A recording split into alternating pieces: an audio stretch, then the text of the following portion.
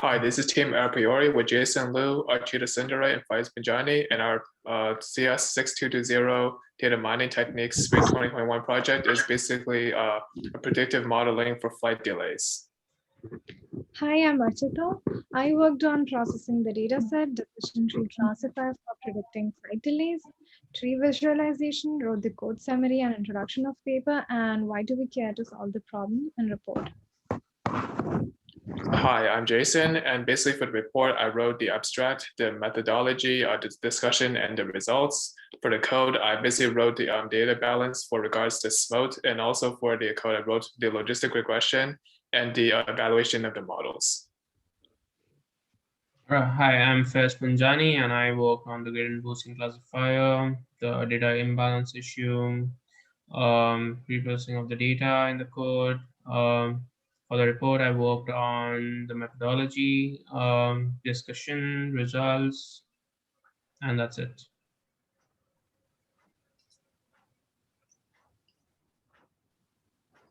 Okay, our project focuses on flight delays primarily for American Airlines in USA in 2018. Since more and more people are opting for air travel in recent years, the increased demand has led to increased traffic, which leads to flight delays. At times, we might think that delays such as extreme weather condition can cause significant delays, but to be surprised, we learned that it is caused mostly due to human activities such as late arriving traffic. Hence, we have the question, which flights, given various features, are most likely to be delayed. Moving on, we use predictive models in our project to determine which flights will get delayed. And to do so, we have employed three main classifiers: decision tree classifier, logistic regression, and gradient boosting. Before applying these these models, we pre-process the data set, removing NN values, split it into 80:20 ratio, and we did use tenfold cross validation to mitigate the overfitting and to determine the hyperparameters. And after training our models, we used various metrics, which are listed here, such as accuracy, precision, and recall values, etc., to test our models. That's it from my end. So yes, for the introduction section for problem statement, basically want to try to determine the potential flight delays given 2018 American Airlines. For the project, given the scope of the project and time constraints, we actually are basically required to reduce our scope of project to just domestic flights and 2018 American Airlines to get the project done given the time constraint. And also why it's very important to solve this problem is because there's two factors. There's a huge economic impact on the GDP, as well as detrimental effects on the environment. The environmental impact is regards to basically if you have every flight delay, you have like air waste and traffic pollution and other types of environmental consequences. And in regards to the GDP, every time you have a flight delay, you could have a reimbursement of flights, which is very, very costly for per flight carrier.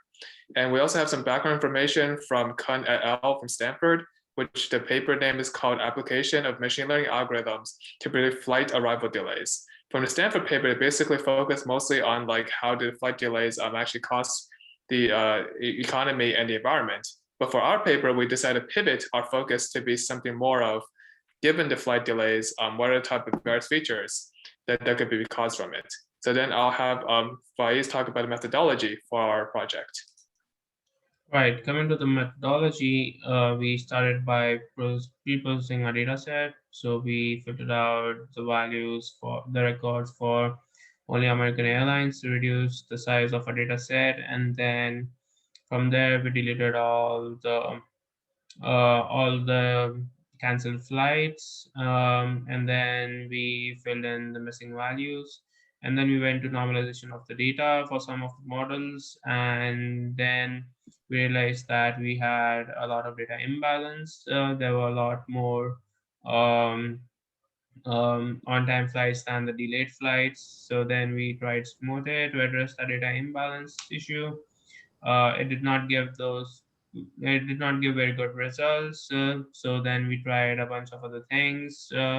And then finally we decided that random undersampling gave the best results. And then we used that undersample data to in our classifiers, which were basically decision tree, logistic regression, and gradient boosting.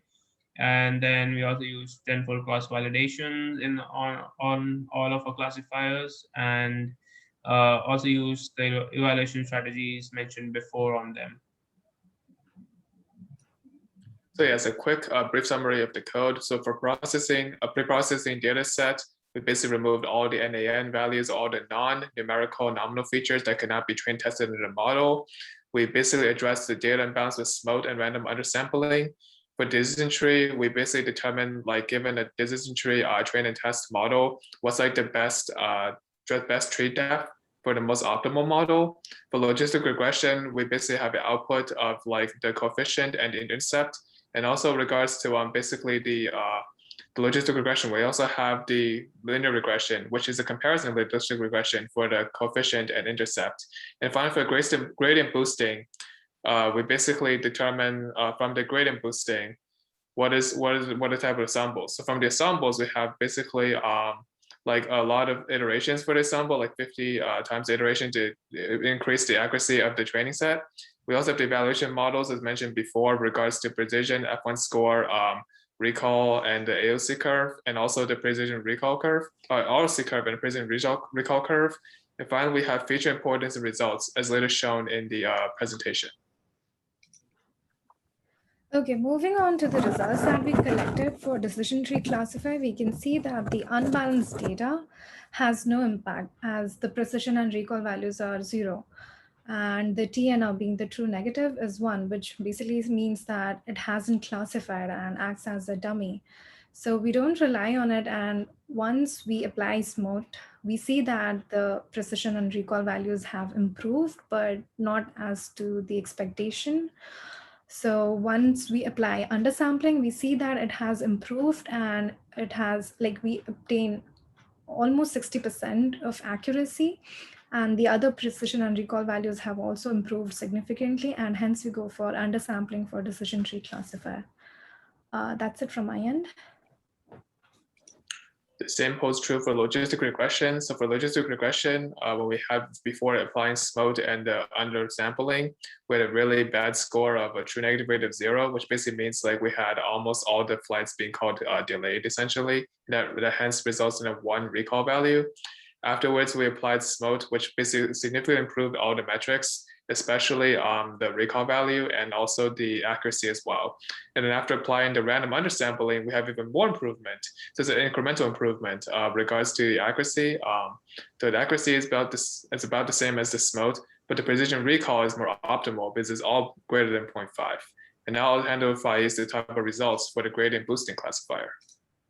Right, so even for the gradient boosting classifier, we can see that the unbalanced data did not lead to good metrics. The accuracy is very high, but the AUC is quite low, and the recall is almost negligible. That means that the classifier is classifying most of the flights as on time, even if they are delayed. But after doing SMOTE to balance the data, we see that now the classifier is classifying flights as delayed flights as delayed, but it's also classifying the on-time flights as delayed, hence the precision is low. And then we try undersampling, and then we get good overall metrics with an accuracy of 0.63 and an ROC of 0.63 as well.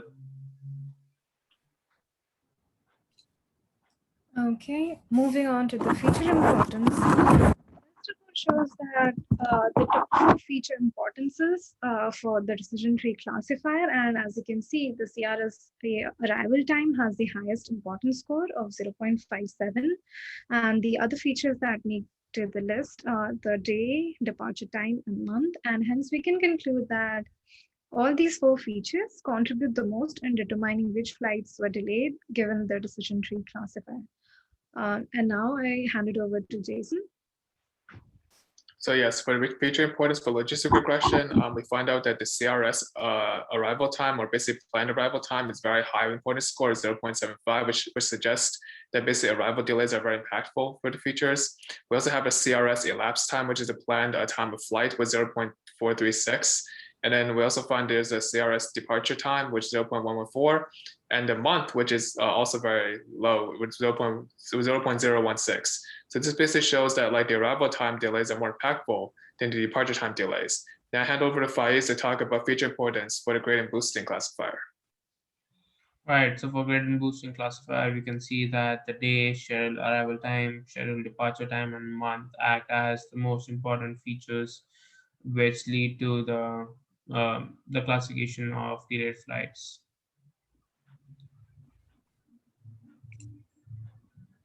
Coming to the discussion, we can see the first thing that we want is about the incremental improvements in our project. So we started with a lot of data imbalance issues, and then we tried smoother to balance out the data by creating by generating more delayed flight records artificially using smoother.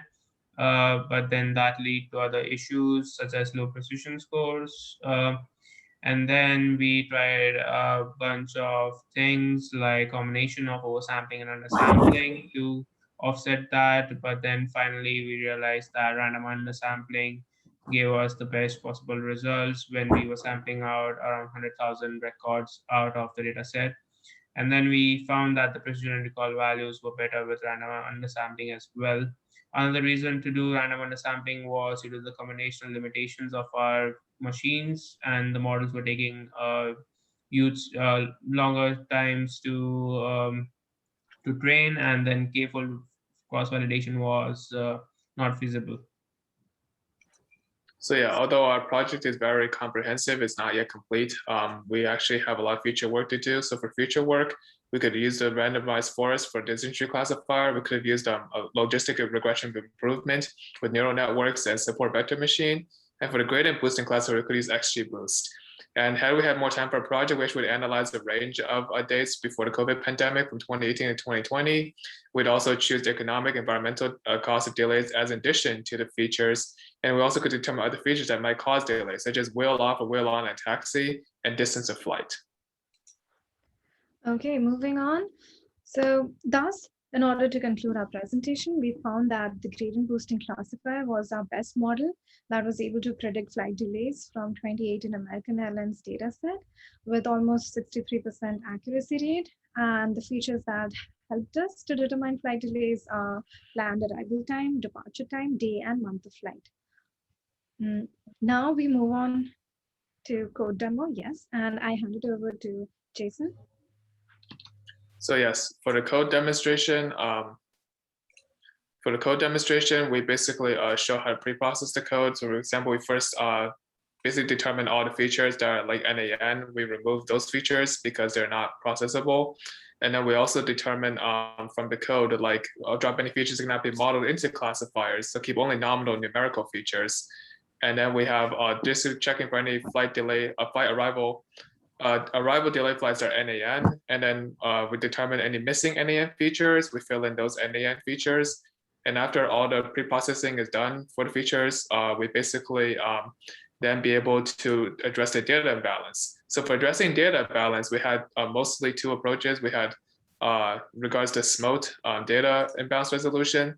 So as you can see from SMOT, it's been significantly better for data balance because we use the histogram to basically visually plot whether the SMOT is effective. And the SMOT is effective because we showed from the before, as Faiz mentioned, there's like a large discrepancy between not delayed and delayed. And then for the after applying SMOT, it's almost a perfect even split. Same thing holds true for random undersampling, for basically adding a bunch of samples for 50,000 data samples for both class 0 and class 1, not delayed and delayed. We basically have a histogram for that to show the improvement under random sampling. Now I hand it over to Archita for discussing decision tree classifier code. Thank you. Do you see my screen? Yes. Yeah. Okay. So as you can see, we structured our code to carry out several experiments where the party displays the data imbalance. We apply, for part B, we apply SMOT, and for part C, we use random undersampling to experiment and see which yields the best results. Let me quickly go over the code that I have. So I used a decision tree classifier to train the model on the data set. I used the construct tree function to show different metrics such as tree depth, number of leaves, feature importance, train and test score. And then this method is to find the top 3 scores. And here are the results. And then I used another method called display metrics, which displays the test score, precision recall values, confusion matrix, so on and so forth. And as you can see, the precision and recall values are not significant when we use the data imbalance. And once we move on to SMOTE, I applied the same code for SMOTE as well. And we see that the precision recall graph has improved significantly, though it's under the area under curve is below 60.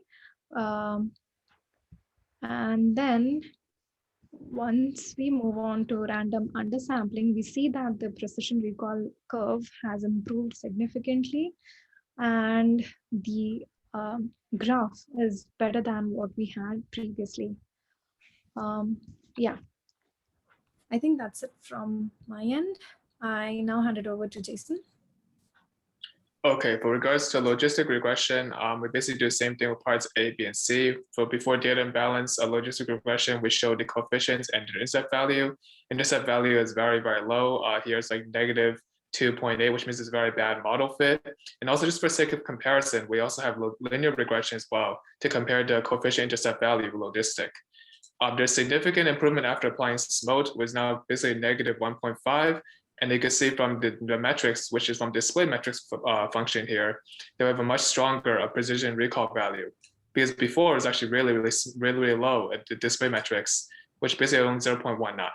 However, best value is from the random undersampling, which then basically determine almost like perfect, is like almost near 0. So it's like as ideal threshold, basically of 0 for determining whether flight's delayed or not delayed. And then also from the display metrics, we can see there's a nice smooth ROC curve with AUC of 0.62. And also the precision recall value is also quite good here at 0.58. Now I'll hand over to Faiz to discuss the code for the gradient boosting classifier. Before we move on to Faiz, can I quickly interrupt? I'm sorry. I forgot to mention the decision tree that I drew. Can I quickly share and talk about it? We'll come back to it later. I'll just finish this off first. So coming back to the gradient boosting classifier. So this is the code that we use to evaluate a bunch of matrix, the plot curves. There's a code to do k-fold cross-validation. And this is the evaluate model with cross-validation. This is the method that we use to train our models. Yeah, we do SMOTE, normalization, k-fold. Coming to the models as such, these are the features that we delete that we won't have in advance, so cannot be used to predict flight delays to have proper models.